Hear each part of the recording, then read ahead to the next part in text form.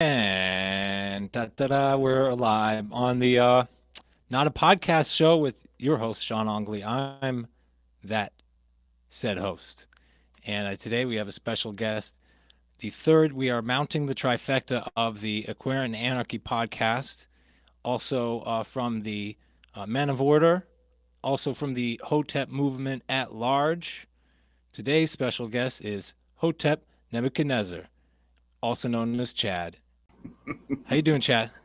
I'm doing great. I'm doing great. I'm on the road traveling for work, but otherwise, life is good. Can't complain. So your wife kicked you out again. You're back in a motel, huh? Oh shoot, yeah. If only. No, I actually get in more trouble when I leave because then there's like always stuff that needs to be done. That they're like, Daddy, you have to do this. And anyway, it's just I keep showing them how to do this stuff, and somehow they still don't know how to do it without me. So I'm always like, you better not die because I don't know what I'm going to do with all the different, whether it's technology stuff or some of the just little fix it stuff around the house. I got to get my oldest son is 16 now. He's got some of that stuff down, but he needs to step his game up to get into that a little bit more. But he's got to take over man of the house duties with more robustness, I guess. It's a big challenge for these kids today, Yeah. these boys. Mm-hmm. Mm-hmm. I would have gotten into it more if I had understood all of my opportunities or appreciated them when I was younger. Ain't that the Uh, truth? we had especially given that what I've learned of since like I'm the elder millennial, like the class of 2000 from high school. Okay. You're So like my brother's age. okay, we just slipped out of the standardized testing. We just we just slipped out of like the closure of all like the arts and like workshop programs. So I Mm-hmm. grew up with metal shop, wood shop, home economics. I learned how to sew, cook, build a planning box, dustpan made out of metal. We did this stuff. Then auto shop could have been really good for me back then because I love Mm-hmm. working on cars now. But Yeah. I'm a not a late bloomer. I call it a forever bloomer. There you You go. just And that's how you we all just should be. keep learning. Exactly. We should always do that. It's if you're not growing, you're dying. So, and I don't mean Yeah. growing like getting fatter. I mean I mean growing intellectually, spiritually, and physically, like keeping ourselves in shape and getting stronger. Physically supports the mentally and the spiritually. That's the Mm-hmm. importance of that. Mm-hmm. Um, you can't ignore that. I was talking about that with Forest Mommy on the last one. That we both have discovered that you can regenerate um, Mm-hmm. broken parts Yeah. with yoga. It's Um, yeah, blood flow and oxygen and all the minerals and everything. It's you literally are what you eat, but only if your body can get those nutrients to the rest of you. you are what you do as well. That too. Yeah, Yeah, exactly. if you can't walk, it's maybe because you stopped walking. Yeah, exactly. And some Exactly. people can't walk, and I don't mean to degrade their situation, but Mm-hmm. I hope you understood what who I was referring to. People who are able but are Mm-hmm. choosing to Let their neglect body themselves. just degrade. Yeah. Well, it's to borrow a line from that movie Tag, which is a great movie by the way. It's a lot of fun to watch. But but they say you don't you don't stop playing because you get old. You get old because you stop playing. And I think there's a lot of truth to that because it's what they're talking about. I think is like true recreation. I think a lot of what used to be recreation time for people, hobbies and outdoor activities and things like that, whether it was hunting, fishing, cycling, running, exercise, playing, beer league softball or whatever the case may be. That stuff has sort of exited the interstate of the human consciousness and has been replaced with couch surfing and binge watching Netflix and all this other nonsense that we have become addicted to and obsessed with. And I think if you look at the last 2 years, there was a tremendous opportunity for that to reverse itself and for people to actually take that time where the people in charge told you can't do anything and go anywhere, for people to say, nah, okay, you may not be able to, you may tell my job, whatever business I work for or whatever, that we can't open our doors anymore and we have to work from home. But when I'm not working, I'm going to be outside. I'm going to be outside running, going to the park, playing again. And people, unfortunately, some people did, but a lot of people didn't. A lot of people went deeper into just Netflixing and chilling. They probably watched the entire library, whatever Netflix has, and then moved on to another subscription service to watch everything they have, and got more and more out of shape, more and more unhealthy, and that's where we find ourselves. But the people who actually took that opportunity to say, you know what, and there's a few, we've witnessed a few of them. One of our guys, we were actually talking about him, the Men of Order guys. We were talking about this guy. He follows a lot of us on Twitter. His name's Jimmy Doss, and he was big, he was heavy, but he just started grinding, and he has been working out and shedding weight and exercising, like moving his body, getting things going, and he's doing making incredible strides, and we're all like super super proud of him. He is a gangster when it comes to that stuff, and I'm really happy to see that, because it could have been a time where we're going deeper into like a depression and letting some of that stuff kind of become a vicious cycle that kind of caves you in on yourself. He chose to make that a period of growth for himself, and I, We need I to cel- really I really dig it. we need to celebrate that more Hmm. from men. I think Absolutely. we see. I wonder. This is a masculine feminine comparison of motivation, but I think we all Hmm. want it. We all want some validation for our work. Yeah. Um, it's best if we seek it out and directly from life. Hmm. Maybe it's attention from women that didn't used to give you attention, but Yeah. actually spotting it, Hmm. you spotting it, and not whatever. Then or like selfie culture, like Yeah. Yeah. selfies and women get followers on Twitter like mad. It's a Right. great way to just pick up 1,000 followers real quick Hmm. if you look good. Hmm. Um, and and so it's a little bit of more of a different, more difficult and different grind to just pick Hmm. up followers real quick if you have something you want to be promoting as a Twitter Yeah, user and a lot of like really really hot chicks do that either on Instagram or or Twitter or Instagram or whatever. whatnot. But there are also a lot of girls who honestly are not like, they're not that amazing. Like, a guy to get that sort of attention on social media has to Yeah, be like shredded yeah, and just or like some kind of right, hot right, or exactly. adventurous, like some Whereas sort of like a hot. girl, you can just be a girl. You can And be a good solid 7 who right, just does a nice mirror selfie. right. Yeah, it's a little bit, or It's grabs a different. gun It's or a different. something. Yeah, exactly. But Exactly. Yeah, that's even that's if you have something, one of the grift accessories, you can yeah, the definitely libertarian elevate grift yourself, is definitely elevate yourself up the ladder. Yeah, because chick with it's an it's AR. It's an right, exactly. instant So 1,000 libertarian we followers. actually had we were talking about this because we've been talking about Not to degrade the some of those that I follow that I like, because right. some of them are very funny and stuff. Yeah, but that we were actually talking about bringing hijabs back. Uh oh, It's why? kind of a joke thing, Yeah, of because course it's a it's like joke. this over sexualized There's no culture. bringing them back.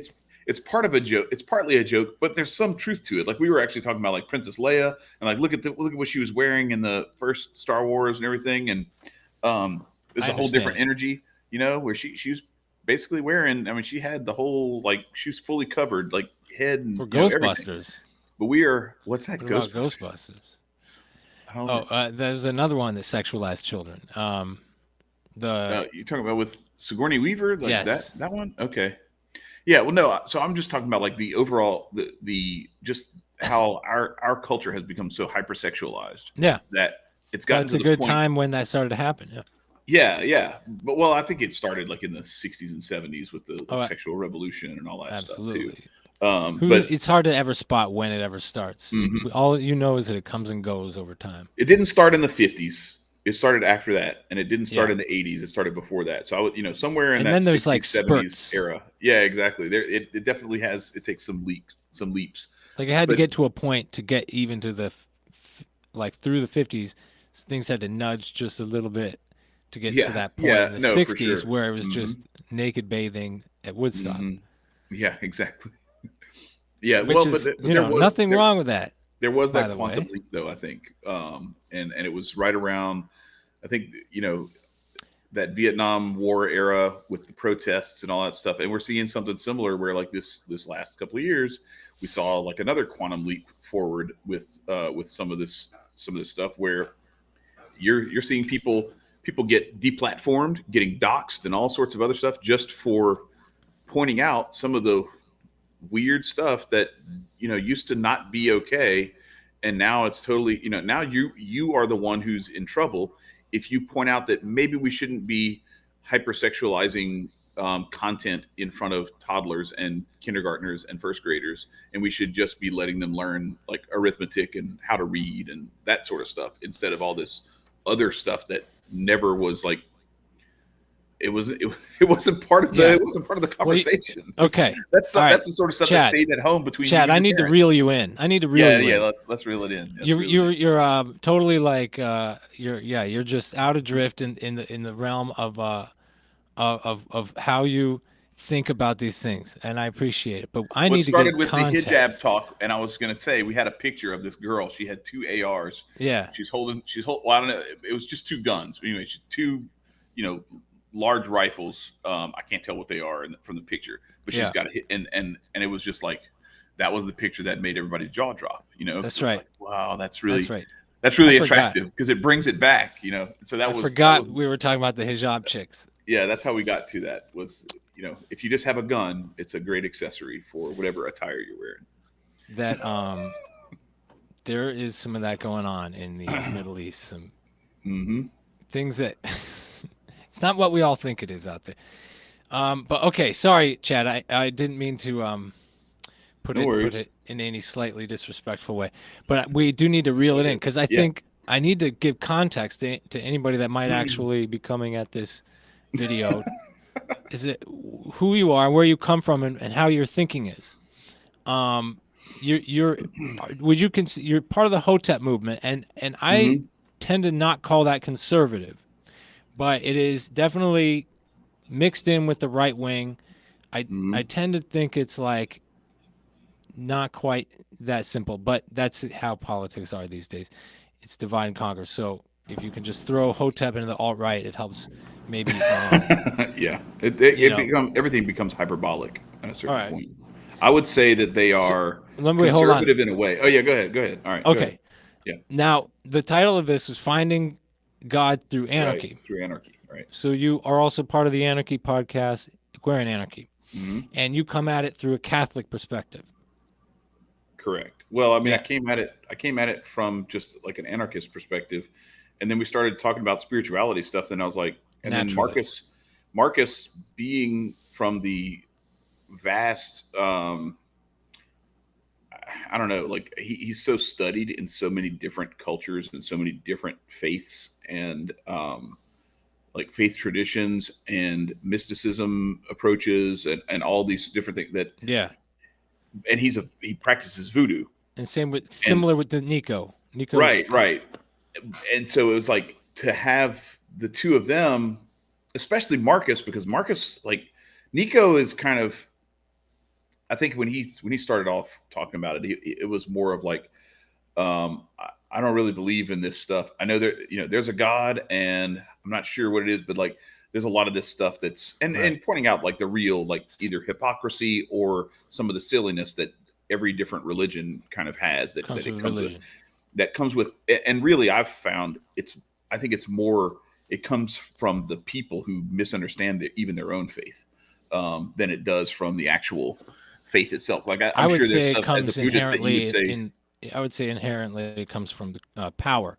And just the way power corrupts, it looks similar hmm across. It's a fractal. Power is fractal. What were yeah. you going to say about Buddhists? I'd like to hear what you're Well, going to say. well, I was just saying, like I'm sure there's some stuff that you hear that people have as misinterpretations of what Buddhism is from a Yeah, perspective, and that some of it may and even I come and I from repeat fellow them. Buddhists.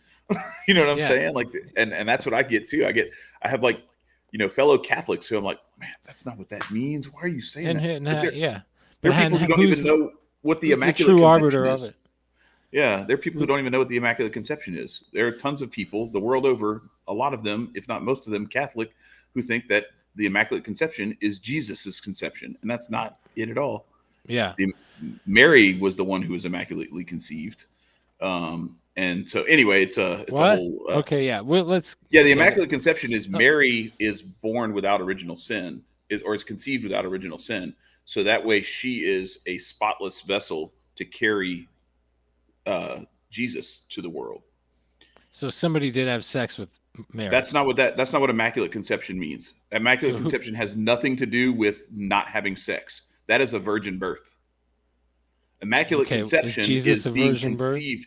Yes, Jesus was a virgin birth, but he was not an immaculate conception. But she was an Because immaculate she was, conception. she was immaculately conceived. She was conceived the old-fashioned way. Her mother was not a virgin, but she was immaculately conceived. Immaculate meaning she was conceived without original sin. She was spotlessly anyway. So she goes through her life where she's the only human in history not named Jesus Christ who lived through life without um, original sin. So anyway, and I mean, well, I could say Yeah, I'm Adam not and Eve. ready You for could say this. Adam and Eve, but yeah. Look, so anyway, so that's how I came to this. Was we started talking about faith Yeah. on the podcast Uh, and voodoo and all this stuff, and Marcus was talking about how there's a lot of similarities with Catholicism and Catholic saints and everything. And so we started talking about it, and I was like, man, this is going to be weird. Like we're going to clash. We're going to like butt heads on some of this stuff well, because how did he then believes something whose completely idea different. was it? Was it Marcus's idea to bring you all together? Marcus just invited me on his show a couple of years. As a matter of fact, it's almost 2 years, like to the day. It was like April of 2020. God, that's Where not. I have to go back and look. And Yeah. he just invited me on as a guest, and then I came back on as a guest another time. Is that Modelo? Yes, it Negro is. Modelo? Oh, that's good stuff. It's Nice funny you roast. pointed it out Yeah, because I you took the stole it label from off on my purpose. roommate, and I hope my roommate is not watching this. That's hilarious. um, But yeah, so he invited me on, and then he invited me back on again, and we both times after we stopped recording, because at that time he was just recording and we weren't even going live. After we stopped recording, we stayed on the Zoom and like talked for like an hour and a half. And one time we talked for like 2.5 hours. And he was like, he did that with me um, too. Not for that yeah, long though. he was like, yeah. All right. So I talked to Amber, and she says that I should ask you to just be a regular guest on the show and like co-host with me. And I was like, I don't know, man. Like, let me look. And I was like, nah, shit. It's like the middle of like all the lockdown stuff and everything. I was like, yeah, what the hell? Let's do it. And so we jumped on it, and because we just got to the point where we started to see that like even though we come at things from very different perspectives, that we both share this. Sometimes you don't see this on Twitter because it's easy to get into like little Twitter fights with people because there's context and tone of voice that's missing from a lot of those conversations, and so stuff gets misinterpreted, and you hear things that or you read things that the other person's not even saying because you hear things differently when it's not spoken and it's actually just It's you're so reading easy it. to do that when you have a Yeah, lot of biases and you have a exactly. lot of hangups. And Yep. so what I think Marcus and I both possess is that, and I'm not saying this is unique, but where we have really hit it off. And then Nico came in like in June of that year, and all three of us, when we get together, we can hold very, very different opinions about things, but we approach the conversation in no way whatsoever arguing with each other. We are 100% on a path to discovery and understanding each other in a deeper way. And when you approach a conversation in a relationship that way, the possibilities are endless to what you can accomplish. And like I have seen, we've had people who I didn't even think we were worthy of like talking to them, like ask to come on our show. And so, and we don't even have like a big show. Like we still don't even have 1,000 Like subscribers who? yet. Huh? Like Sonny Johnson, I I was like working my way up to like get the courage up to like ask her to come on. Yeah. And she like tweeted at me like that she was mad that we hadn't asked her yet. I was like, man, I didn't even know you were watching. You know what I Yeah. mean? Like it was crazy. Well, And so yeah. there's her and there's some other folks who were like, excited to come on and everything. And so it's watching that sort of thing happen, and hearing from people that they see how we approach this stuff, to have people who are like, they're very invested in the idea that the state exists, and it exists for a good reason, and it should continue to exist, but it just needs to be repaired. Who see where we come from on this stuff, Who's and we? they're The like, three of you. yeah, the three of it, where me, Marcus, and Nico come from on this idea of like, no, we don't need this, territorial monopoly on violence to make people happier and less fearful of violence. Um, And I'm not and sure where the three of you come from exactly. I mean, I think there's got to be some differences, but I couldn't really spot the differences too much. Um, in terms of, well, I think we all come from it in a semi, at least from anarchistic perspective. But Nico well, came to us from Hotep Nation. right, and He so was in the well, Hotep Nation chat, and like I met him through there, and I like shared that one of the and shows when I was on with Marcus, and he and liked it. Marcus found you through Hotep Nation as well. No, no, Marcus found me. We met each other working for Libertarian Adam Adam Kokesh. Kokesh's That's campaign. right. Yeah, Yeah. you've talked about that on the show. Yep. These are the kinds of things I'd like to run through, Chad, That before was we about start talking about 4 the years heady ago. stuff. Yeah, I I like got to you. get through these kinds of facts. It Right, helps a right. lot. Yeah, that was about 4 years ago. We met each other on the campaign trail, doing volunteer work basically to try to set the world free. And I don't know. It's weird how like if you just that was about 5 or 6 months into me starting a process of, I had been going through. If you don't mind, I just, because Well, I think this is an okay, important part to lay the groundwork for where we're okay. going with this. I Um, trust you. yes, please do. So I was in a mode for about, I don't know, 10 or 15 years when my kids were growing up. Like before I had kids, I was a grown up kid, just doing my own thing and like trying to build, stuff with my wife, trying to, get a bigger house or get a house in the first place, and just Four do those years little ago. things to start. No, this was like 20 Okay, something sorry. years ago. And then when I started having kids, it just got to the point where it's like, all right, there's no more time for me. It's just the kids, taking care of the kids, and grinding on my job. And then when I'm not doing either of those two things, I was just kind of like a deadbeat. Like honestly, I was just like, I had lost. I Right, pretty much right, gave up all the hobbies and all those other interests and stuff like that, because the only thing I would do which is I would watch TV, watch movies, whatever shit right. like that when I was on the road and everything. Now, do you think that this is space?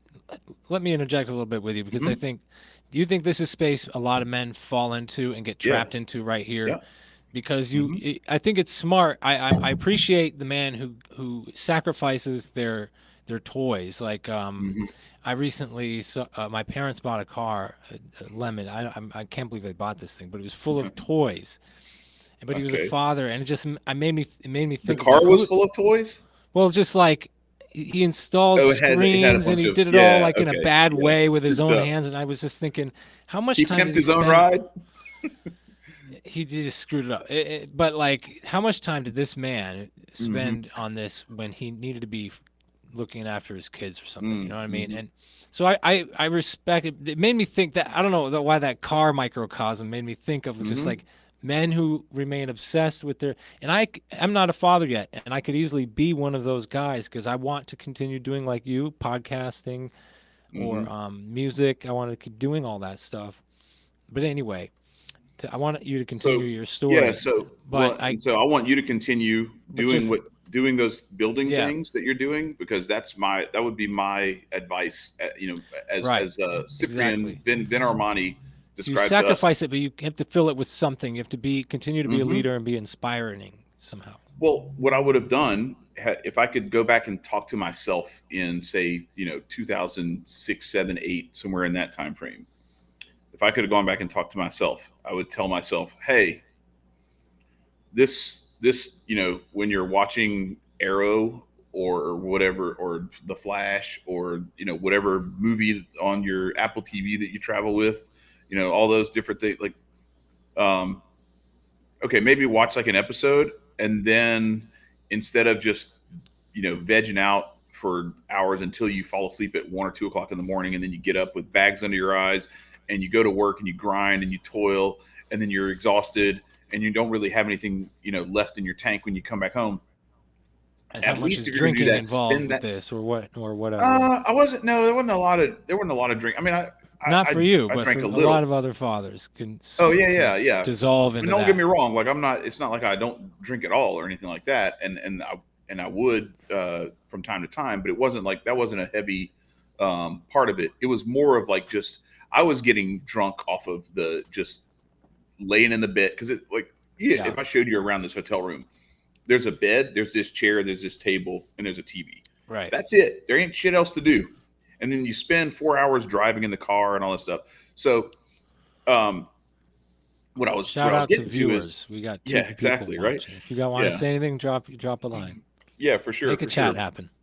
right. All right, so you're But you're you're getting past this veg thing though. So, yeah, so and what I would tell inspires you? myself, what I would have what I would tell myself now is like take that time and do something productive with it. Like this is when you could be writing something. This is when you could be putting together something for you. And I didn't know all the things that we have now, like StreamYard and whatever what is this called, Melon, Right. for streaming, Hmm. like but I should have been digging into like, all right, how can I do this stuff? How can I get maybe turn Twitter into something that's a little more productive, and actually like speak to people in a way that can actually be productive and add some value to people's lives. Instead, I was all about me and like kind of pacifying myself through that time that I was away from home until I got back home. But then it started to spill over because now I'm doing all this So shit when I get home too. are you an awakened NPC? I would say so, yeah. Because I was, Yeah. and so what I was getting at is Proof that the NPCs can become can wake up. PCs. Yes, yes, that's right. I became a player. I activated myself. There But you go. in about that 08, 09 period, when the market tanked and like I lost a lot of business, I was almost lost my job. A whole bunch of Hmm. stuff went sideways. I was this close to just mailing it in and being like, all right, that's it. I'm just going to be like, I'm going to get a shift job. I'm going to punch a clock.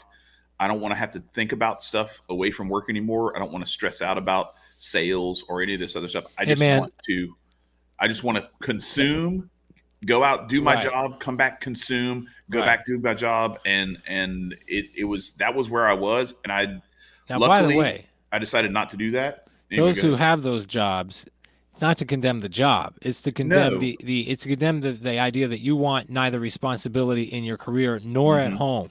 So you want Right. no life. Right. You just That's want, and you're probably not even doing a good job paying, like thinking about investing at this time. You're just kind of no. making the Well, no, bills that was so it was actually like I started investing then. after 2008 or 9. Yeah, in Yeah. like early '09, Right, because you're actually like starting to wake right up. You're around the starting to bottom. change your life.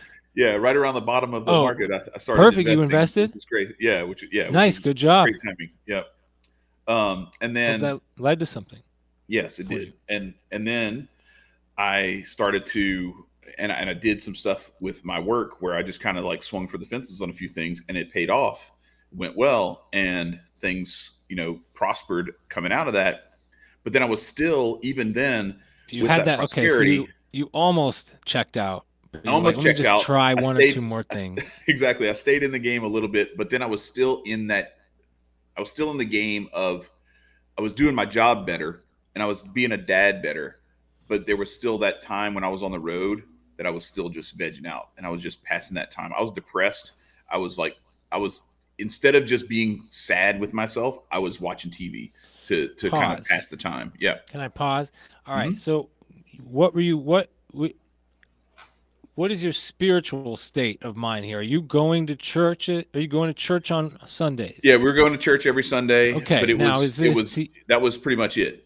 Right. To you, is that just checking the list off? I mean, it's so when I'm there during I this mean, back time, then, yeah. yeah, when I'm there during that time, I'm there with like pure intention of like I'm not just there to check a box, um, but I'm not carrying that beyond that hour and a half or so on Sunday. You know, like You it want was, inspiration. You want to feel good in there, right? yeah, exactly. I was looking to be fed, Right, and right. now and that's what I've started to get into, and we'll get into that when we get a little Yeah. deeper into this other stuff. But Yeah. I've Well, started to that's all so realize good. Now that we got the instead of using it context. as a means to an end, is Hmm. realizing that like that is the end, Yep. and all this other It's the stuff process that counts. Yep. is a process to get there. So I it was about uh, late 2017. I'd started deciding like I can't live like this anymore. So something's got to give. I've either got to start like trying some stuff and putting myself out there, or I'm gonna end up just you know depressed, dying while I'm alive, like just a slow, miserable death, and handing off like a legacy of nothing to my kids. Hmm. And that started to like scare the shit out of me, Mm. to be perfectly How old are honest. you at this point? I was over 40. I was probably, let's see what, yeah, I was 43. Um, so You look good, I man. I started, yeah. Oh, So thanks. your Yeah, I'm fifties. 48 now. I'm Oh, you're 48 now. okay. Yeah. Oh, So all right. yeah, This late is 17. okay. All right. I didn't realize we So skipped ahead so fast. yeah. So it was right around that time that I went and I actually met Adam. That's when I ended up, starting to do stuff with his campaign. That's how I met Did you Marcus. know about his YouTube show and all that, or Yeah, was yeah, I that? had been watching Adam for a while. Yeah, Mm. I've been watching him since probably like 2011 or 12. Um, and so I went through and I caucused for Ron Paul and all that. But I went through, I went, you know, joined his campaign. That's where I met Marcus. Then fast forward a year, I reach out to Hotep Jesus and Uncle Hotep to do some work, some video work for them for the show to kind of boost the signal a little bit to get more views, more shares, and everything. I start doing that stuff. Start working with Hotep Jesus. Then come 2019, it's the end of 2019. We are supposed to be doing Hotep Nation weekend. It gets canceled, early 2020 because of all the lockdown stuff. And I do the show with Marcus, and now like all this stuff is starting to kind of collide together. Where I'm like friends with Adam, with Hotep Jesus, Uncle Hotep, Maj Toure, like all these people who they're not like big time famous like some of your celebrities, that your A-list celebrities or anything like They're that. barely known. They're But barely known, but yeah, within this but community, in yeah, yeah, our circles of like the right. people who I don't see as like NPCs, they're very well known, and so it's and I don't want to get into like, there's some stuff going on with the person who Marcus and I met through, who anyway, it's some weird stuff going on online right now that I I don't don't want to get give a into. shit about any of that. It's not good. And you It's know not what? pretty, I've been but the source of so much drama, but I don't. I'm not going to do that I with hate my life I anymore. hate drama. I hate it. No I way. don't I'm like when over it. I never liked it when my I'm all love, family man. fought or anything like that. So it's I can't stand it. But yeah, so all that stuff happens, and like now all of a sudden, just by me put one foot in front of the other and trying to do something that is like answering a calling that I felt inside me, that was like, Bingo. this is my mission. This is what I This is want to where I'm hear. supposed to be going. This is what How I'm do you supposed to be know that? doing.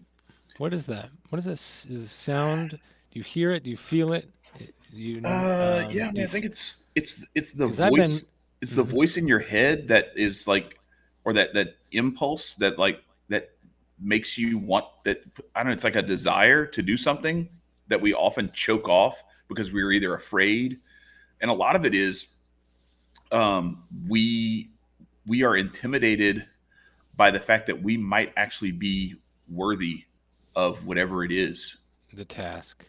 That like we can tell ourselves, it's a very easy cop out to say, nah, Yeah. I'm not that important. I'm not that. I'm not that Yeah. good. I'm not whatever it is. Yeah. I'm not worthy of that. And it's when we say, you know what, I don't even care if I'm if I'm not worthy of it, I will make myself worthy of it somehow. But damn it, I'm going to go after it because I believe in this. I think it's important, and I want to get off of this couch and start actually moving and doing something. And so that's the background for how I ended up on this There you journey that go. I'm on now. All right, good. That I think we got this back on track. I appreciate that. I was Uh, trying. well, um, because I don't do quite just a shoot the shit sort of show. Mm, I like to get a little biography, yeah. um, and and discuss themes. Um, so you arrived at an area that I definitely wanted to discuss, which is the following your heart's desire. Hmm. And I believe what I mean by that, when I say following my heart's desire, is to follow the will of my heart, which I think is the clearest communication with uh, the divine, with God, Christ, all that. Hmm. For me to have any sort of sense of like a relationship with Christ in particular is to is very new, and I'm not Mm, sure what it is, but it mm, came in 2020, and I won't say bring up the whole story, but it happened. Yeah, it just happened in a very personal moment involving a family death, mm, and mm, I don't even want. You know what? I'll invite you to talk about. Ask me about that if you mm. ever have me on your channel, but Okay. because I don't want to clog my channel with my own stories Oh, okay. because it's a bad habit, and I kind of can get into it. But it was a family death, and it brought a it made me listen to like that voice say, you have Mm, to do this, you have to do this, go to that funeral, go to the hospital, follow this. This is just do this. And I mm, just trusted in that. And that was mm, my first time I felt like I had a Christ connection. mm, And basically that voice has been getting kind of a little bit sharper ever since. I've been trying to follow it more closely, but I don't know what it is. And sometimes things aren't what they perceive or what you believe is going to be on the other side of it. mm. Ain't that the truth? So it's like trust faith in the process. This is the Yeah. faith part. Hmm. Well, that's one of the things as I've been going through this divine intimacy book that has been really interesting, and it was like explicitly stated that when we're talking about like the value and the meaning of suffering, and because I equated it to soreness after exercise. That's that's a symptom of growth. That like suffering doesn't happen if there's no desire, um, if there's Exercise. nothing on the polar. Well, I'm saying like it just suffering in general. Yeah, but Yeah. yeah, if there's no Exercise. desire and there's no like opposing emotion, you know, where there's suffering, on the other side of suffering is joy and pleasure. And we were talking about Sunday night, as my baby brother says in the work that he does all over the world, is like our as human beings, our souls were created for three things: union, ecstasy, and eternity. And when we think about what what that entails, that's why suffering seems like it's never going to end, and why pleasurable things seem like they never last long enough, and why when we are disconnected from someone who we really care about, there's like there's a pain and a distance that like all these things are connected with each other. And so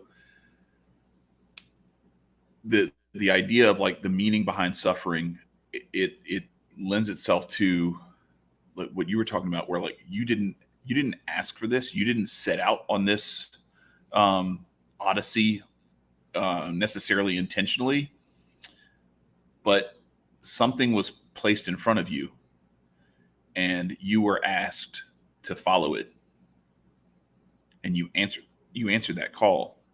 And by you answering that call, you probably went through more stuff that was not necessarily pleasant, but then you probably came to a different level of, like, I don't know, intellectual evolution, or a spiritual growth, or something on the other side of it that was probably more profound than if you had just said, all right, so I have this thing that I want to do, that I'm going to try to put myself through as a test of myself and my strength and my, willpower and everything. Like, a lot of times, just answering the things that are placed in front of us against our will is a much more fruitful challenge than the challenges that we can make up for ourselves, if that makes any sense. Like, the stuff that God allows us to go through is way more productive for our spiritual development Yeah. than the stuff that Yeah. we make up for ourselves. Because a lot of times we make it easy on ourselves, like somebody Hmm. giving up broccoli for Lent or something. It's like, yeah, Right. Right. like, oh, okay, good Yeah. job, Yeah. guy. Yeah. Yeah. It's so that whole trip, that whole thing that did happen, where I was following that, Mm-hmm. was quite a process, full of both joy. It Mm-hmm. was like 2 weeks, really, and full of a number of things. But ever since then, and there are definitely impulses that I'm like want to give up on. I want to let go of, and like I'm struggling with something right now. I'm not going to talk about it, but where I want to let go of it, Mm-hmm. and I'm like, oh, this this I should just let go of this. Obviously, should, but there's something saying it's not your call. Like, it's Mm-hmm. there's more for you here, and in Buddhism, it's karma. There's still some Mm-hmm. relationship you have. In Buddhism, it's like it removes the creator sort of aspect, to where it's more of like a system of reactions, almost in a more Newtonian way. Mm. You take, Okay, I that, got you. and that you can have something, if you feel strongly about somebody when you meet them immediately, then you have strong karma. In a Christian sense, you probably have a purpose for them or with them, Mm-hmm. and it's kind of the same thing anyway. Yeah, I think a lot of that is we're using, like I describe it, is we're using different languages to describe, you know very similar things. Like I describe it. You always use the word tree because it's easy. It's I don't know what the word for tree is in, like, Japanese or Chinese or anything like that, but I know what it is in Spanish. It's árbol. And, Yes. like, if I sat there with my wife or my mother-in-law, who are both Cuban, and my kids are half Cuban. But anyway, if I my mother-in-law speaks Spanish, if I sat there arguing with her, saying, "No, that's a tree," and she's like, "No, that's un árbol," like, we'd basically be pointing to the same truth, both speaking truth in our Right. own language, and we'd be arguing with each other. It's funny you say that, because I've talked about very, I think on the uh, Aquarian podcast show, Mhm. I did mention Krishnamurti. Did I? I don't know. Didn't We didn't get too much into spirituality. We avoided my childhood stuff, which you know about, I think. But but which I'm going to talk about with Forest Mommy on Saturday. So I'm going to There save that. you go. She All invited me right. to talk about it on there. She's got me wrapped around her finger. But That's good stuff. yeah, to me, it's an important part of the narrative as to how somebody would arrive at somebody like Krishnamurti. To want to decondition yourself from religion has Mm, been like my number one spiritual task. Arriving at truth in a pathless way. mm, Um, Krishnamurti would like to say things like, "See the tree? Can you just see the tree? Can you just see the tree?" Without a mm, word. It's not arble. It's not tree. It's just, can you just see that? mhm, Um, and when you try to do something as simple as that, you realize how challenging it is, mm, and how conditioned you are. Um, and not to respond to it, say it's beautiful, or oh, it's an ugly tree, or I want to just go get some shade. I want something from that tree. Mm-hmm. Hmm. You know. So yeah, it's funny you Interesting. mentioned the because that's been like it's the tree. Just seeing a tree has been Mm-hmm. a very it's very zen sort of thing.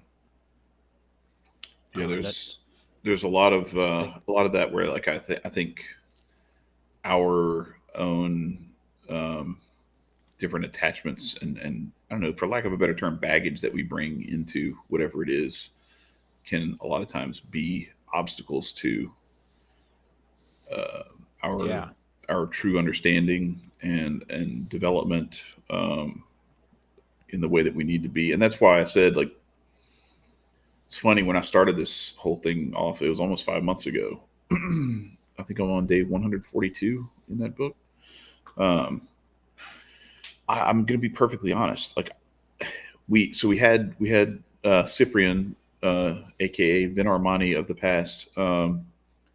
He came on like in August or so, September of last year, and we were talking about. And this is what I was talking about before with like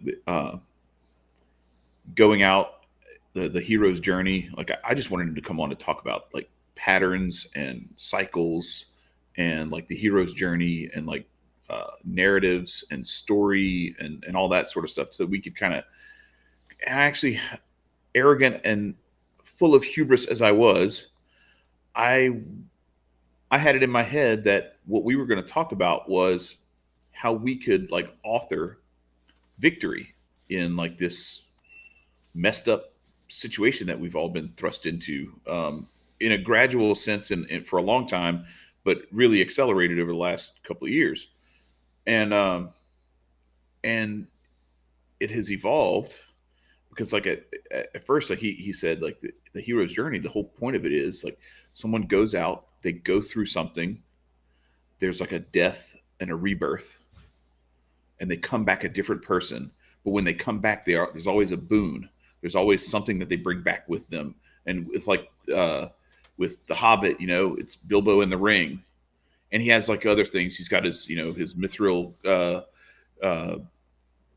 shirt, whatever right. that that he can And wear. And he's mythology, got the it's sword. material, but it's in our own personal journeys, it's not. Right, exactly, exactly. And so I go into this thing and he's like, Nico asks him, he's like, well, what's the boon you could give to us? And he's like, wake up every morning with the sunrise and pray as the sun rises and watch what happens to you. And I was just like, oh, that's good. Yeah, I'm going to get back. I'm going to start reading Divine Intimacy. And the book starts, the first day is the first day of Advent, the first Sunday of Advent. So like I was still like 2-3 months away from that moment. So I was like, it's weird to kind of start the book at the end and then finish the last 2 months and then come back to the start. So I actually didn't start reading it, even though I said I was. And I waited until the first Sunday of Advent. But I went into it still at that point, not fully understanding what the whole point was. I thought I had it. I thought what we needed to do is we needed to figure out a way to use God to fight off the mandates and all this other kind of stuff and all the material stuff that God can help us win the battle in the physical reality. God's going to help us win this game. And I was really thinking that way. It's kind of crazy now that like me now looking back at me just 5 months ago thinks me back then was an idiot. Yeah. And I've so I've been through some things in the last 5 months, yeah. honestly, that have So what I have realized is that no, idiot, it is not that we use God to help us win these material battles here on earth right. It against so our sounds so political silly. enemies or anything else. And you would think, That's as like what much a as I have Bible been into this thumper stuff, is. yeah, no, in a lot of ways, yes, Yeah. very very much Is it kind so. of embarrassing? Yeah, and what's really embarrassing is Yeah. this is not the first time I've read this book. Yeah. I've been reading this book for almost 20 years, and Yeah. and it was a combination of reading through the book with like an intentionality of never missing a day, because I have done that before where like and that's the biggest reason why I put it on Twitter. Was I was like, I'm doing this on Twitter because this is the way that I will have to be held accountable, because I can't skip a day because people are watching. Even if one person notices that I skipped a day, that's one person too many. And I know that starts off with like a way too much of an importance placed on other people, everything, but I don't care. I used whatever human motivation I needed to make sure that I followed through with it, because I really wanted to follow through with it. And so as I started doing it, I was also watching Vin and his priest and one of his friends started their own podcast around the same time called the Royal Path Podcast, and it's beautiful, it's brilliant, it's amazing. I recommend it to everybody. It's incredible. Watching that at the same time that I'm going through this book, and the way that the paths just kind of weave with each other, it has like fully finally dawned on me that, and there was some other stuff, some personal stuff that I went through that happened to coincide with all that, that none of this shit matters. The only thing that matters is that union ecstasy for all eternity. And that doesn't happen here. That happens beyond here. And everything Well, that happens right. Let me hold on. That happens right here.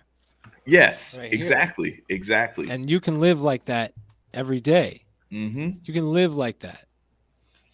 Yeah, it's You hard don't have to because we wait. have all those distractions, like what you were saying about the tree.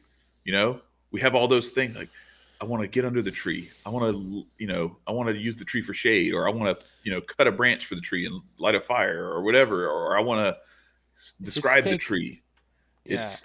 It's we when we Um recognize that this world is all a means to the end of that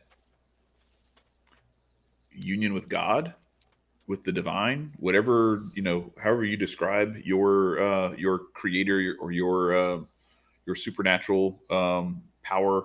Um, it's there's a touch of it within all of us that was put there to give us the free will to choose to be reunited. And when we choose to be reunited completely, forsaking all other things, that's when we actually achieve that full union. It's a water. It's like water and oil. When we choose to become fully water, fuck. we I just can. had a terrible thought. Oh, that's okay. It's like, what if we are in a simulation and We the are. video game, I was just thinking about like the difference between an NPC in the traditional like role playing game and like Hmm. what an AI, super AI would do, which would be Right. you could actually awaken some of these Hmm.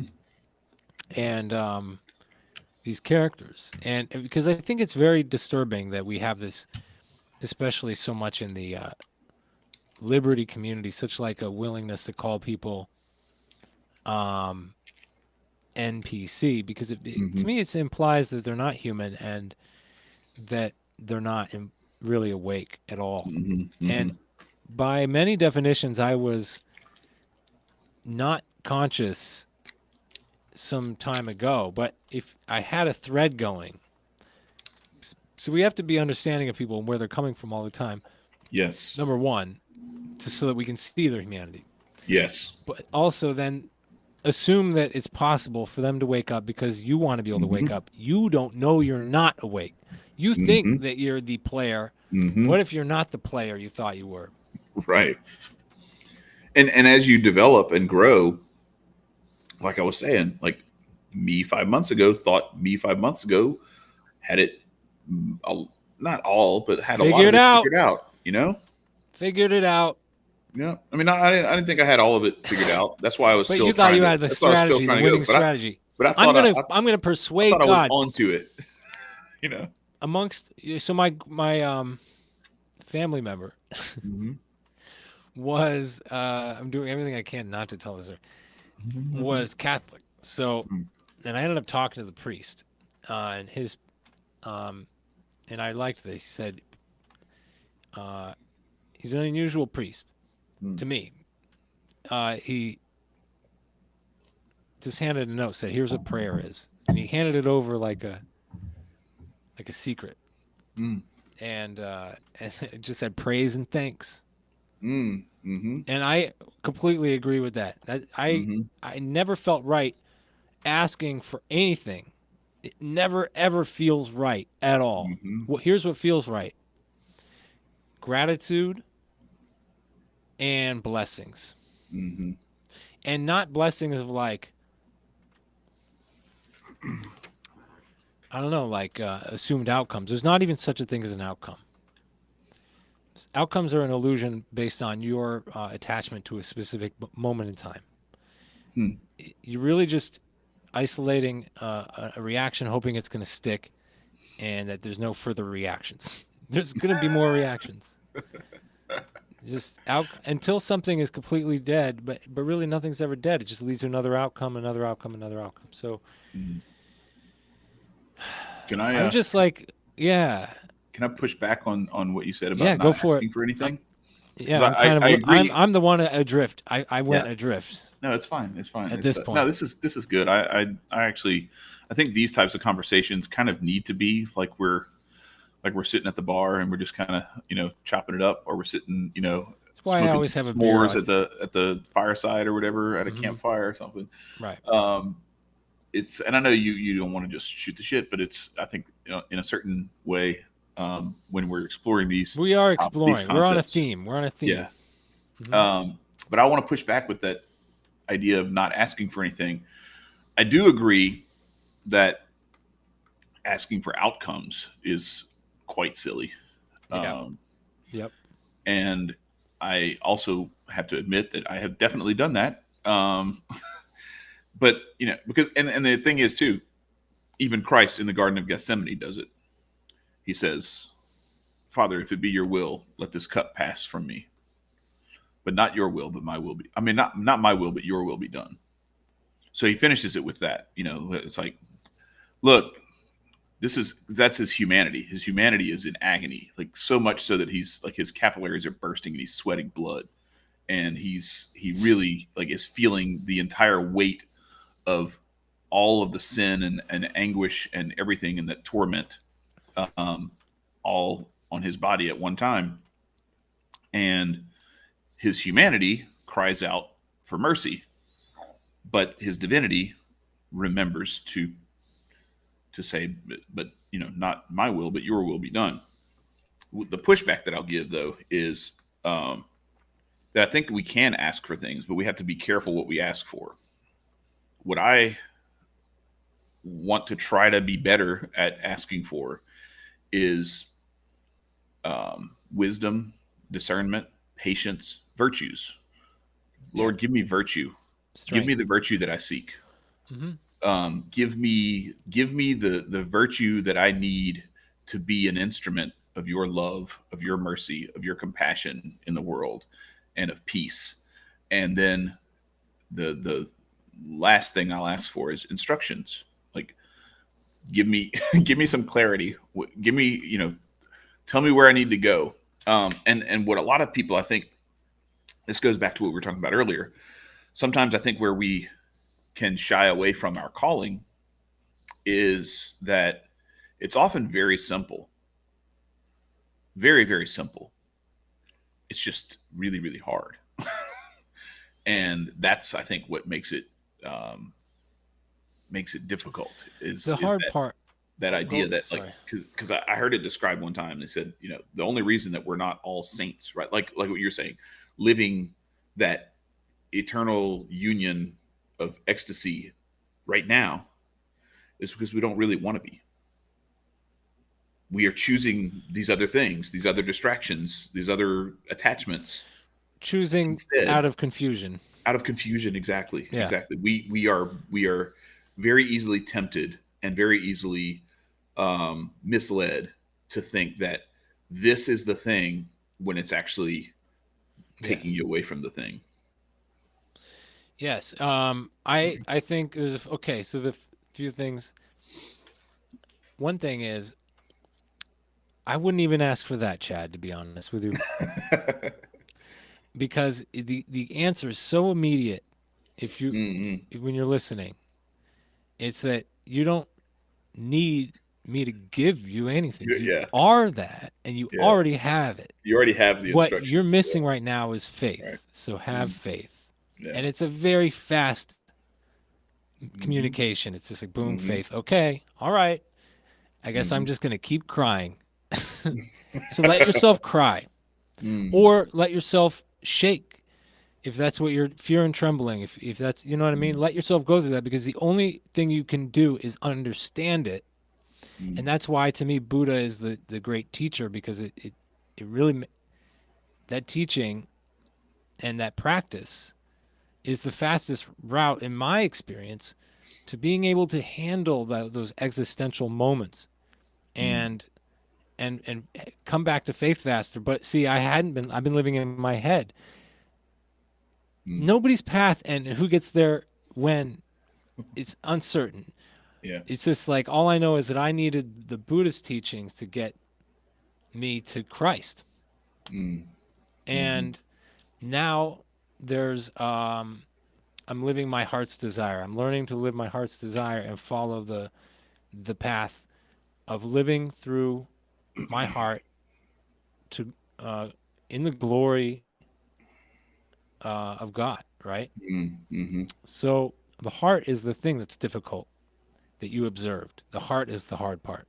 Mm-hmm. To get there and then get through it.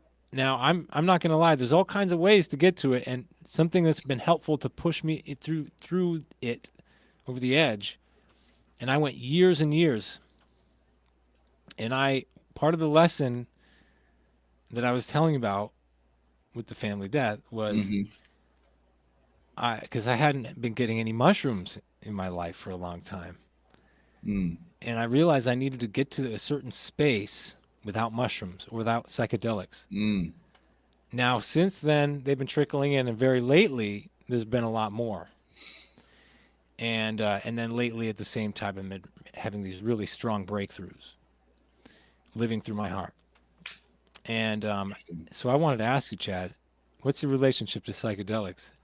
I've never like Oh, the hardest thing I've ever done is alcohol. I smoked a cigar a couple of times. The so last time was in Chicago in 2016, and I vomited in a rose bush. okay, okay, forget about And that. yeah, You're friends hardest with thing I've ever done Adam is alcohol. Kokesh, Marcus, Yeah, and Nico, and you have. And I don't think I'm, I know I'm Miko's fucked with some psychedelics. I haven't Oh even yeah, no, talked. Nico definitely. But see, Nico and I have never been in the same physical space together. Have you and Um, Marcus and Adam? yeah, well, so yeah, we were at the 2018 convention in New Orleans because that was one of the things that it was just kind of happened that lo and behold, like I have this sort of awakening in late 2017. Adam is doing a tour, the Taxation is Theft tour. He's coming through. He ends up in New Orleans in October of 2017. And I was like, all right, I got to go. Like, it's an hour away. I went the first day and he wasn't there. He was actually debating Lauren Southern on immigration or something. And so I ended up going back the next day because he was coming that day. So I went back home, then went back to New Orleans, and then like the I got to meet Elijah, who's one of the other guys who I developed a friendship with through Adam. And I'm actually closer to like Elijah and Marcus than I am to Adam. I'm friendly and cordial with Adam, but like we never really like, I don't know. It was never like a real deep friendship or anything like that. Like I was supporting his candidacy and trying to help with all that stuff, and It's we the would chat back opposite. and forth and everything, huh?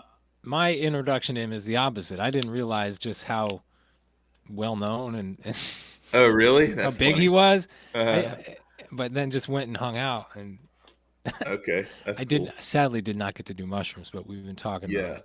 but yeah. So Marcus and I have only we hung out at the convention. So there's a lot of shit going on. We had a lot of work to do. So there wasn't any. I think there were some people smoking and stuff like that. But the other thing is too, for the last 20 something years, I've had a job where I can at any point get drug tested and like lose my job if I. So I've stayed away from it on purpose. I've had opportunities and I've just been like, no, like I can't risk it because if they call me next week and say, hey, I need you to go to Tennessee to go to this place, and by the way, in order to go in, you Yeah. have to get drug tested, and then I'll be like, Right. Right. I'm sick. Well, You know, I've always it's refused. So the anarchist in me yeah, has always said, "Nah, I'm not gonna work anywhere where they drug test me." yeah. Well, And end of that yeah, story. that's so when you start off with a job and Yeah, I get it. you've been there for 22 years and and you have kids and everything I know.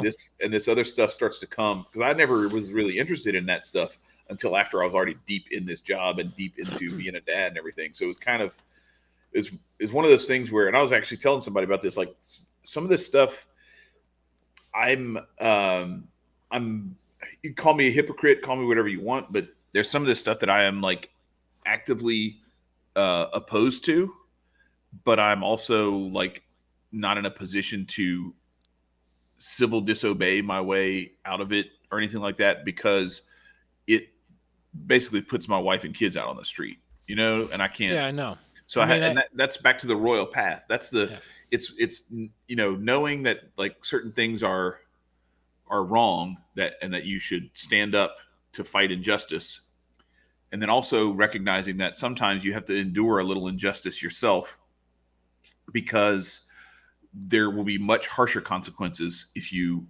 don't.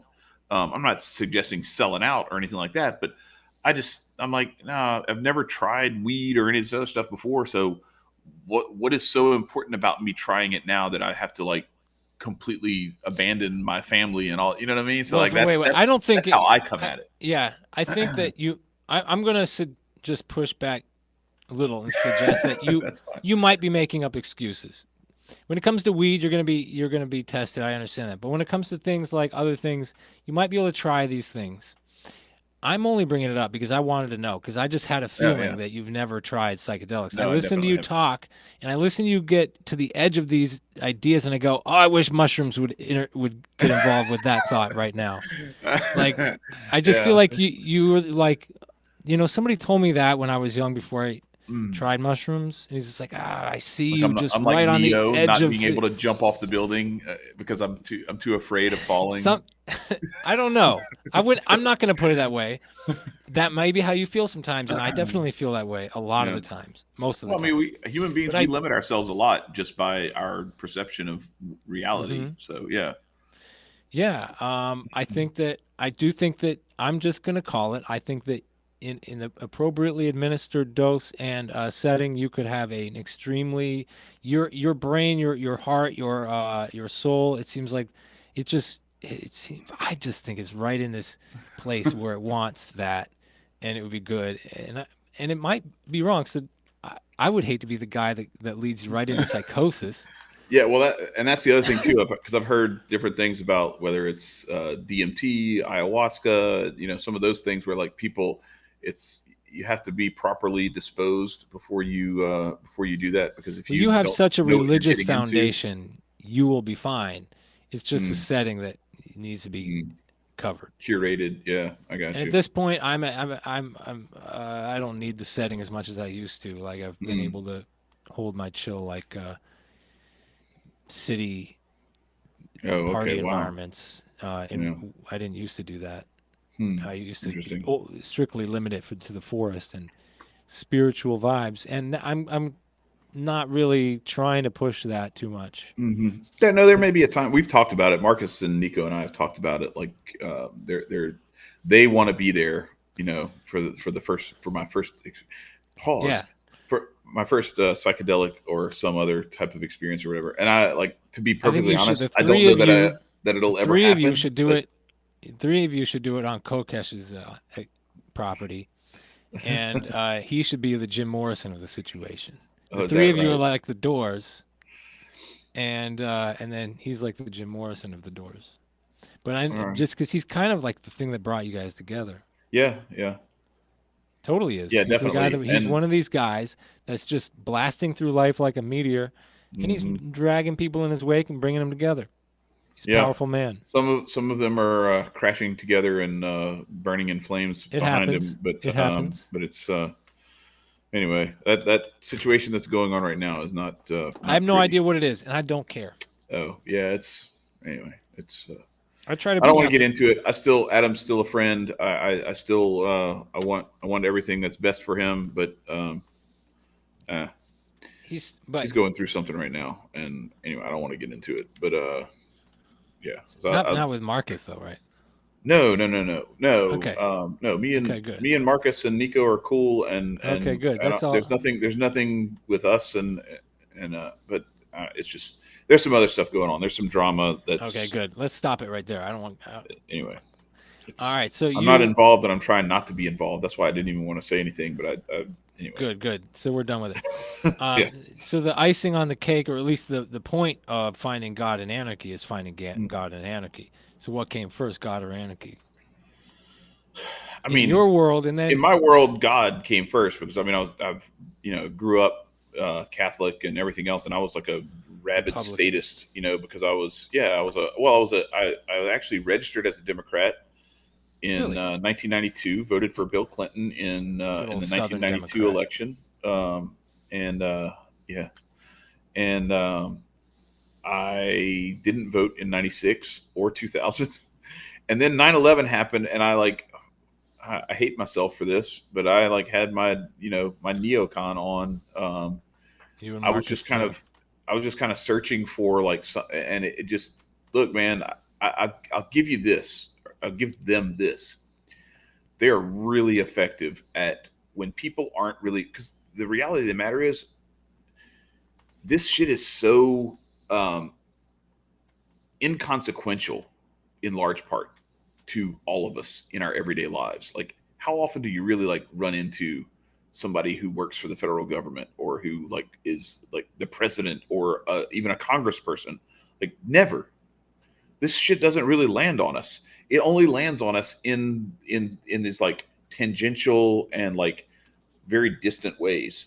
So what I'm doing every day, my relationship with my wife, my relationship with my kids, my neighbors, my family, all that stuff, that is the reality that I live in. And I didn't even realize it until 10 years ago or so that that's all anarchy. That is all us voluntarily choosing to not be assholes to each other, or if someone is an asshole to you, to just distance yourself from them or call them out on it and then deal with the consequences and hash it out, and maybe you both become less of an asshole as a result, or whatever the case may be. But I went through that like statist, yeah, we got to go. I even actually, like, for a second I considered like enlisting to go fight. That's how stupid I was. Like, How? And you were like 30. yeah, let's see, 2001, I was 27. You could, So, yeah, you could have still gotten in there. yeah, I mean, You can yeah, always enroll. You can enroll pretty late in life. I could enroll yeah, I right know. now. Well, yeah, Just get some Pat military Tillman, benefits. when and became a prop for more militarism. But anyway, it was around 06, 07 when my son was born, and then like I went through a few other different things that I started to see, like, wait a second, this is all some bullshit. And like it was little, eroding away. And then it like when I finally got to like the Ron Paul, actually 2012. So like I wasn't there for the 07, 08 Ron Paul wave. um I I didn't want to vote for any of the candidates who were there. Didn't like either McCain or Obama. Thought they were both terrible. Um, but it wasn't until 2012 where I actually had fully like realized, okay, wait, it's not just that we don't have the right Republican statist who's conservative enough.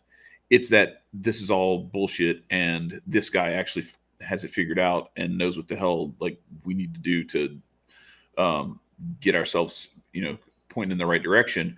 And so going through, all that stuff, I became an anarchist well after I had developed a deep relationship with God. The problem is my relationship with God was like a really rocky friendship where I got angry with God or I got complacent and like self-reliant and gave myself credit for things. And so my relationship with God has gone through these phases of being very humble and deep and real, and then being very superficial and very blaming God for bad things and giving myself credit for good things, and not really trusting, and not It's so really, funny. yeah, It's not all really the work being of invincible. ego. It's all the work of Yeah, it ego. is. No, pride And is that's why pride Buddha is is so important to yeah. it's really the teachings are really good for getting dealing with ego. Well, send me some stuff to look at, because I'd be interested, because I'll be perfectly honest. Um I had my brother gave me a book. Was it, what is it called? Something about, it was like from the Dalai Lama, from something about happiness. Can't remember what it's called. Pursuing happiness, or I don't know. I don't know, something. Anyway, and that was about the closest I ever got to anything that would be described as Buddhist. And I didn't even read the book. So I read a little bit of it, and Hmm. but I didn't finish it. But If you but can, yeah, so I don't know. I here's what only I know the propaganda that I have been fed about Buddha. right. So and Buddhism. Yeah. Full disclosure. Yeah, that's but everything you're describing, would you agree is ego? Oh, It's it's yeah. just yeah. Pride is the source and summit of all failure in virtue. It's when we. It's what's blocking the heart. It is the Mhm. artery, it is the plaque in the arteries of our heart. Yes, yes, that's perfect. That's exactly right. It Yeah. is. It is. It's when we. And it's a It goes back to that, the way I started that thing. Like, my pride said, I need to figure out how this God thing works better so that we can win. That was like, I really thought that. I really thought, like, I'm gonna use God as a way to like protect my family, instead it's hard of to like, understand how that works, right?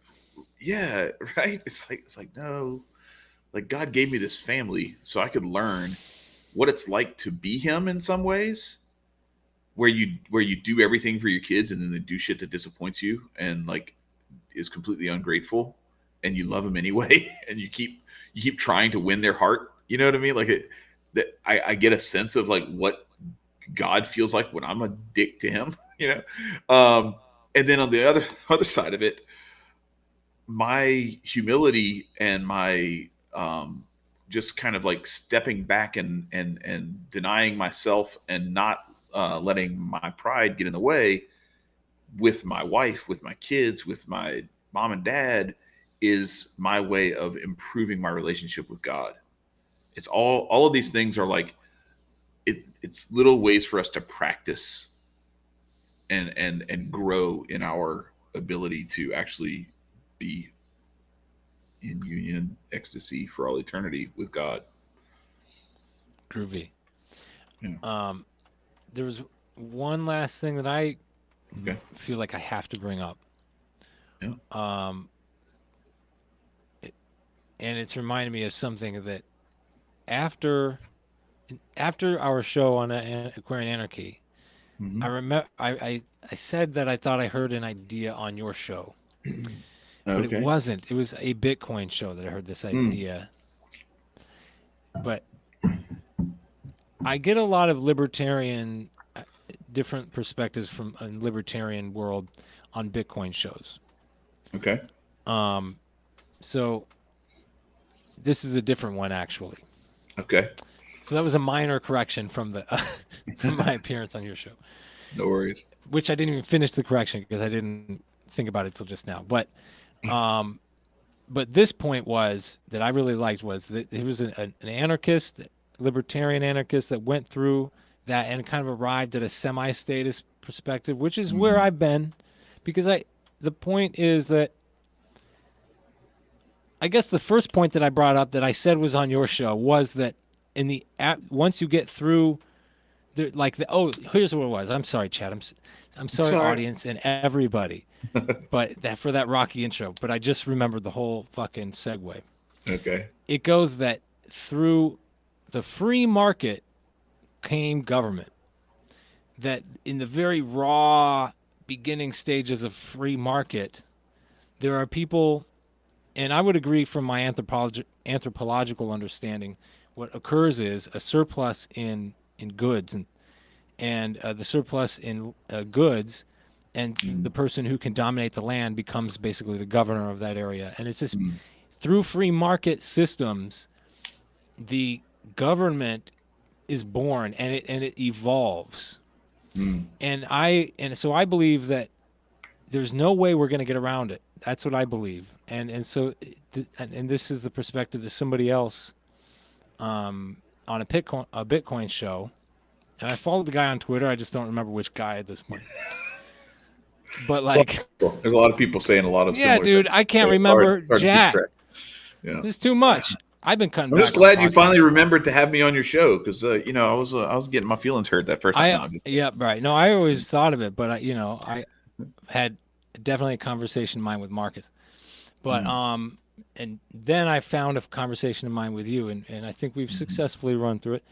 Yeah. But okay, so the point we're getting there is that okay, a government comes out of free market, but Yeah, well, everything that existed antecedent to government, and so government naturally has to wait, be no, something no, that was that born wasn't my main of point. whatever that thing is. Yeah, so Sorry, that wasn't my yeah, main no, no, point. no, no. I know it wasn't. I'm just saying, like it makes sense that government would be born of the free market because the free market Right. was antecedent to government to begin with. So like government couldn't have created the free market. I totally, yeah. The government Yeah. is not creative in that way. It's Hmm. more of like a system that solves Yeah. problems. It's emergent more And than it is anything else. Yeah. and we can I know how I could thread this, but anyway, so we get to a discrepancy between civilization and government. Hmm. Civilization Society or yeah, something like that. is it? Yeah. Yeah, so civilization is a this guy's perspective. He chose the word civilization, and I like Okay. it. I appreciate it, Yeah. especially coming from an anthropological education. I'm not that I ha- not that I'm not going to pretend that I am like super educated in it, but Hmm. I understand what he means by civilization Hmm. because that's what carries on from one government to the next. It lives on beyond government. Yeah, culture Civilization, and that sort of yeah, yeah. right? So where I agree with him is we are in a crisis of civilization. Government Mm, is always the secondary concern, mm. and I don't know. I mean, what does that mean? There's a few questions to ask. Is our relationship with God reflected in civilization, and that's why government fails within it? Um, that just came up to me in my head right now. Mhm. But then also, I forgot the thread I was going to make, but that's fine. So I agree with this idea of the civilization. So that's what I'm focused on. I'm Mhm. concerned with culture. I'm concerned with that, and I think I'm so fucking anarchist. I'm not even trying to overthrow the government. See, and so now you've just expressed kind of what I think we always were on the same page, but now you expressed it in a way that like I can see like it sounds a lot like what I was saying earlier in that, and maybe this may have been before we even came on. I don't remember because we were just chatting before you went live, but Right. um, yeah, I mean government itself so let me try to quickly take it through. So the free market, it starts off, Robinson Crusoe style or whatever, however you want to go back to, like primitive man, where it's like one guy on an island, or a lost where like the plane crashes on an island. Um, you have resources that are there. The earth produces resources, um, and then we arrive and we start to mix our labor with these resources to create new resources, or to refine those resources into things that we can use for different purposes, right? And it's in our ability to recognize as society evolves, as humanity evolves, that Sean is much better at X than I am. So why would I Sex. try to do? Sex is what you meant to say. I did not say. No, but so like, let's say you make clothes really well, and I can farm really well. Okay, well, there it I makes get no sense. hose. I'm sorry. Stop it. It makes no sense. You, You're ruining you this. keep, you Yeah, rhymed. You you're chose a bad rhyme. you're making anyway. It makes no sense for you to try to um, be a tailor and a farmer, and me to be try Yeah. to be a tailor and a farmer. If you're better at being a tailor than I am, and I'm better at being a farmer than you are, it makes much more sense for me to say, "Hey, you do all the tailoring for us, and I'll do all the farming for us, and then we'll the synergy will make it better." So, um, you had to get another beer or something. My Uh, call. I didn't know if you could hear the phone Oh call. no, I didn't. I didn't hear anything. But anyway, so that's how like the economy evolves, right? Where like you have this free market. There's no market if everybody's doing everything self sustained, and you make you build your own house, you do everything yourself, and nobody else helps you with anything, and you do it all by yourself, and then I do everything by myself. Nobody helps me. There's no economy. There's no market. Okay, so as the market starts to develop, because people start to see that, like, hey, we can trade, we can cooperate. Well, then yes, when you get into this surplus and surplus management, it starts to become something where it's like, okay, whoever figures out the fastest and easiest and most efficient way to make the most important thing the best and the most and the fastest, they end up being able to leverage much more power in that marketplace. And then as that evolves, if those people are corrupt or corrupted, then their power leverage can be used for nefarious purposes. And that's where you end up with things like people saying, okay, well, I'm going to cordon off this land. I'm not going to use it, but I'm just going to make it to where nobody else can use it because I got here first and I put my shit up around it and I said it's mine. And then there's other offshoots of that start to make it to where sometimes it comes from some perceived pure intentions where they think they're doing the best for humanity because they're the person who they see as the most effective user of Right. this stuff, and You so they thought think they can do you the most thought for. that you were going to use God to elect a libertarian. Yeah, It's the yeah, in a way exact same it's the impulse. same it's the same impulse, exactly. So when you have all these, well, I wasn't even talking about getting electing a libertarian. I was just talking about like making it to where like my kids don't have to get shots in them, like I just wanted to win Oh, in that sure. sense, To win like policy and whatnot. Yeah. how can God help protect us from this Right. insanity that these people are trying to shove down our throats? It's a much better heart in theory than like how do I Then murder people to get this land to because get it's more money and manifest yeah, destiny. right, But it's exactly. the same impulse. But That's it's the the same problem. impulse of It's also like leftists that want to force you to get your vax. It's the same mhm, Hitler-esque yeah, control, it is. control. That impulse in us to control, that demon in me, Because we think, I wrestled hard, and yeah, it took a because we long think time. we think if everybody just did what we wanted them to do, it would be better. And the problem with that is that when you don't have, and this is actually one of the conversations we had with Michael Heiss when he came on our show. He's leading the Libertarian Mises Caucus.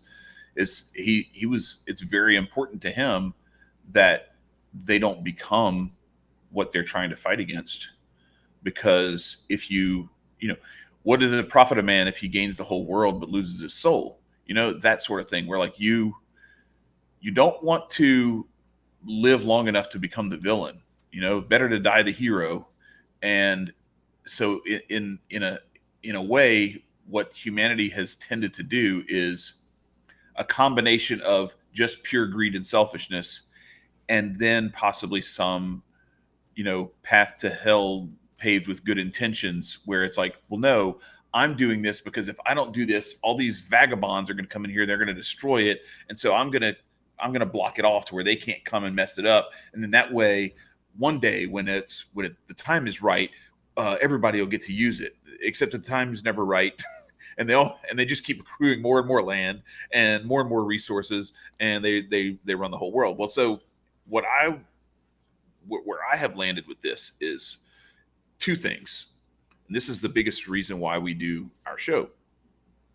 Number one is everybody that we have on, every time we talk, even just the three of us, the purpose of it is to explore and understand another person who is fighting the same fight that we're fighting, or who is trying to I don't know, realize their mission, their destiny.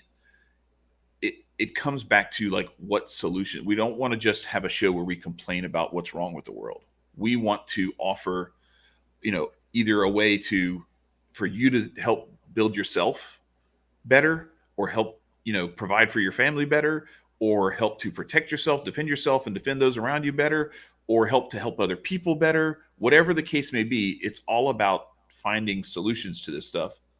And then the second part of it is, in addition to finding solutions, it's instead of looking at this from the standpoint of what system do we have that we could, or how can we I don't know, dismantle the state, or it's a recognition almost that like that is not even like on our radar. Like, yeah, we pay attention to that stuff, but we pay attention and we talk about it for the purpose of educating people. Because I think the problem that we have, and you touched on it, is that culturally and societally, in our current manifestation of civilization, we have lost our own way, and what we see from government is an outgrowth of our own flaws, our own frailties, our own malice and vice that has taken the place of virtue and compassion.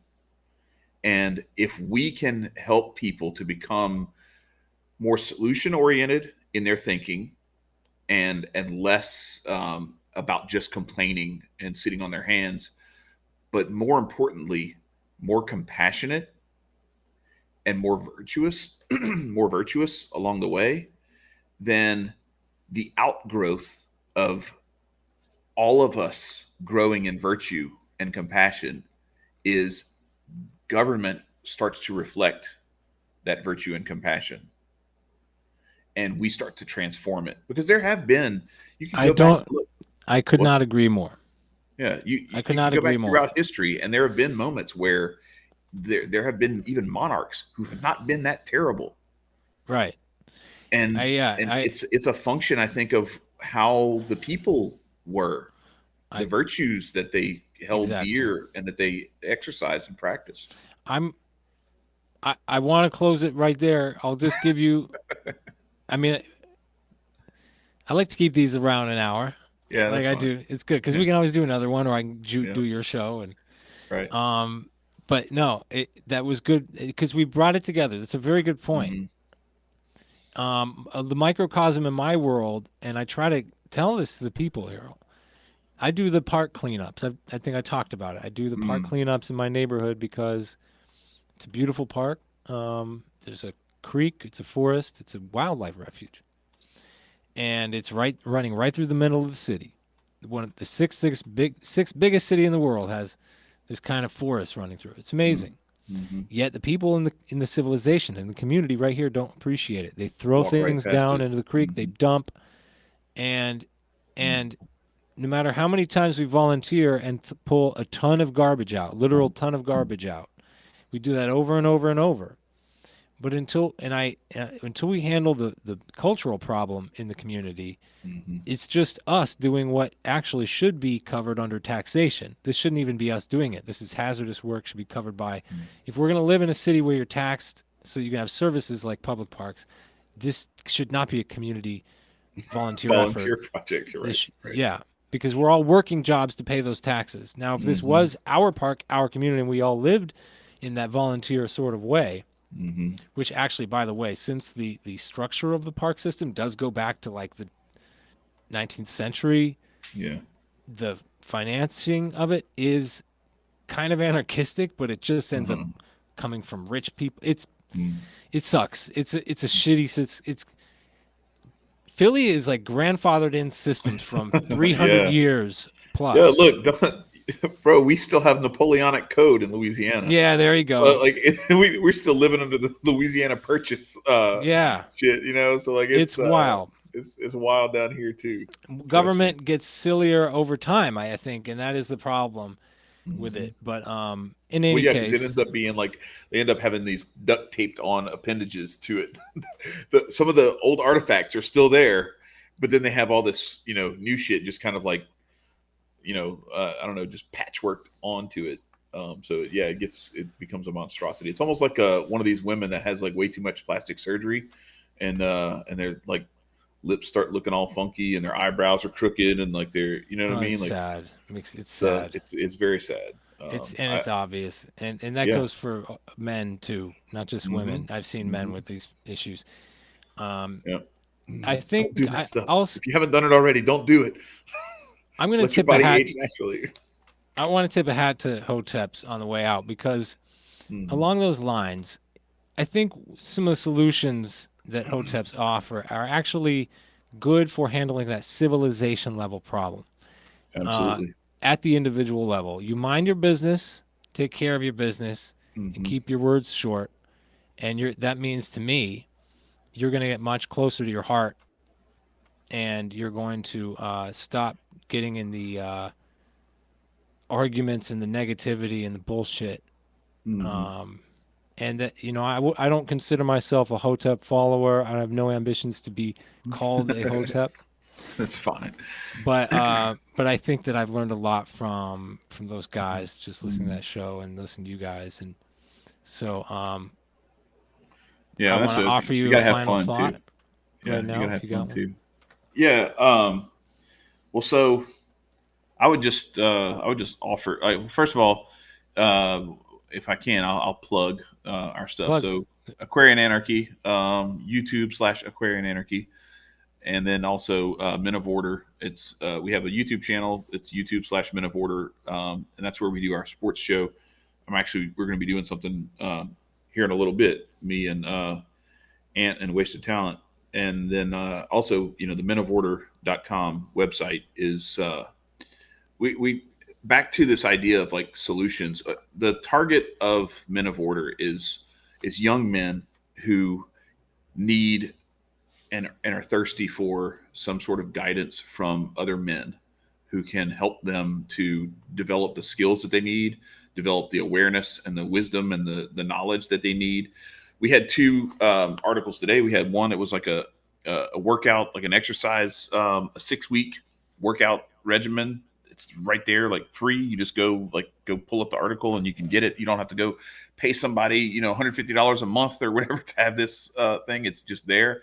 And then another one was one of our guys wrote an article on how to build your own. I'm going to pronounce this terribly, but I'm going to try anyway. Hugel culture raised bed garden. Hugel Mounds. Yeah, and so like Permaculture and Hugel Mounds are part of the permacultural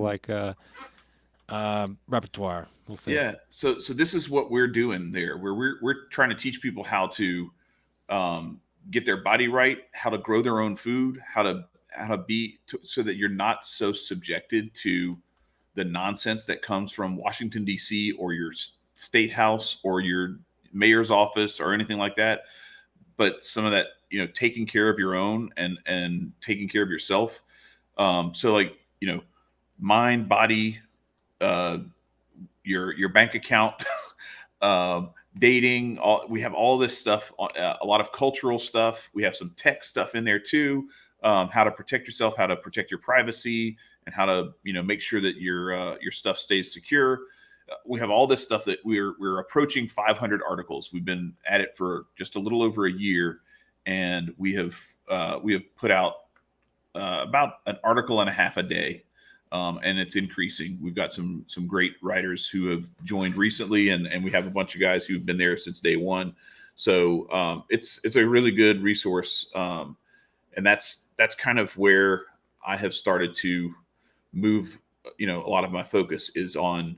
I mean, I do my job, and I'm a dad. I do my stuff with my kids and everything, but it's really important to me that Aquarian Anarchy, for what we do, trying to bring that message of compassion um, and virtue, along with solutions.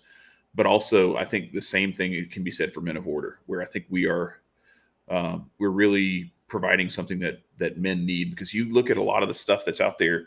There's an all out assault on masculinity, manliness. They're trying to soften men and boys because eunuchs become slaves, and when you cut men's balls off, that's what you get. And so we have to be really, really careful about what kind of young men we are creating. I think that for the most part, this idea of toxic masculinity revolves around what has, I think, been the emasculating and demasculating of men over the years. And what you have seen, the result is like men not acting like men, and in fact acting like something altogether different, because it's not acting like women either. They're acting like some abomination that is neither male nor female, and is just really messing stuff up, because women don't like it and men don't like it either. So it ends up being very destructive to that society, that civilization that we're talking about. And we're trying to do the best we can to resurrect good old fashioned masculinity, so that we can build the type of civilization of virtue and strength and honor, that and order that we all seek, but in a voluntary way. So that's it. That's all I got. Okay. All right. I do not disagree with you, although you opened up a whole new topic. I And know we'll have to get into that a different time, I guess. it's amazing how much how little you can do in an hour and 41 minutes. That's crazy. So that's why that's why I'm gonna recommend, keep those, like Hotep says, keep them words short. Yeah, Get them punctual. It's really a great skill, and I'm not saying I'm. Occasionally, I'm good at it, Mm. but it's like hit and miss. But like to be able to encapsulate a thought, organize it, get it out. I don't know. Yeah, It's talent. It's talent. yeah, for sure. And I'm working on it. I'm working on it.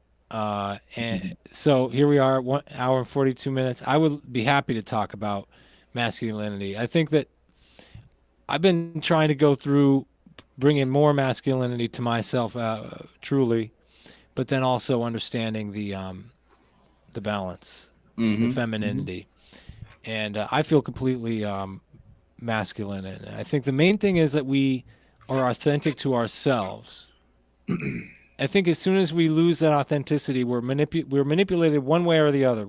Mm. Men can be demasculated, women can be turned into bullshit fake Barbie dolls that only Mm. appreciate a veneer and Mhm. things that wealth Yeah. temporarily give them to satisfy some insecurity. Mhm. Men look for women like that to satisfy their own insecurity. So Yeah. all Yeah. kinds of ways we get manipulated, and so let's keep advocating for following our heart's desire. You and Mhm. me, Chad, Absolutely. we're on that Absolutely. same path. Yeah, man. So I appreciate you for coming on and for doing everything that you do. And I appreciate you for having me on, and it's I don't know, very much. It's been an honor to be on here and have this discussion, because it's not a discussion everybody's having every day. So I think it's pretty good, pretty fun. we got a last minute comment. Yeah, I saw that. I just pulled it up too. It's like, What? Now, this is my friend. I don't think he's making an argument. Thinking no, I anyone think can he's influence actually this massive mob in agreeing with any what we said. particular Yeah. direction is faulty. Yeah, I don't think that's Hmm. he's making an argument. I think we all agree on that. Hmm. Um, No, I'm just and trying so to. I'm you doing and that I, thing with the starfish on the shore. It's like, well, you can't make a difference, and I just throw one back into the water. Like, well, I made a difference to that one. If one young man, or one person who views our show or sees the work that we're doing, can grow in virtue and compassion, and build a life for themselves and the people around them that is a little bit better than it was before, then that's a victory in my book. we're Word. not yeah, we're not going to get the whole mob of NPCs as they call them and certainly not Totally. overnight. Um. Okay. So, in fact, all right. Never mind. I'm good. I'm gonna let you go. Will you stay for just a minute? I'll say Yeah, yeah, hi, yep. or no, say bye. Yeah. And right now, all right. Thank you, Chad. Say bye, Chad. Bye to the people. Oh, I thought you were telling them to say bye to me. See y'all. Peace, I'm, everybody. I'm terrible with the exits. Okay, so that was Chad from, as he said, Aquarian Anarchy, and Twin got back to the conversation. Yes, only our small realm of influence. Indeed, indeed, which is mostly just ourselves. That's how I look at it. I influence myself. I don't know who else am I influencing? Like I'm a self, and I'm an instrument of God or something. As we talked about, it seemed we're agreeing we're living in the glory of God. Now, what that means, glory of God, is something I'm still discovering. What that means to Chad comes from a whole lifetime of being Catholic. I think it's this, the glory of this world, this life, the joy, the fantastic nature of it. It's living in the glory of that, and through the love that comes through your heart, because that's the best thing that you'll experience in this life. That's what I mean by it. I can't say I mean by any other kind of tradition. And Chad's over there eating. I can see him on the stream. So I hope he agrees with me, but I'm not bringing him back to talk about it. Thanks again, Chad, and the Aquarian Anarchy guys. Now that I've had all three of you, I've caught them all like Pokemon. And together we ride on. Maybe I'll be the Jim Morrison of your doors, and we'll ride on together, blowing minds, doing too many mushrooms. Or at least I will be, and some of them will be. All right. Thank you to all who are here, and either now or in the future. I love you. Be happy.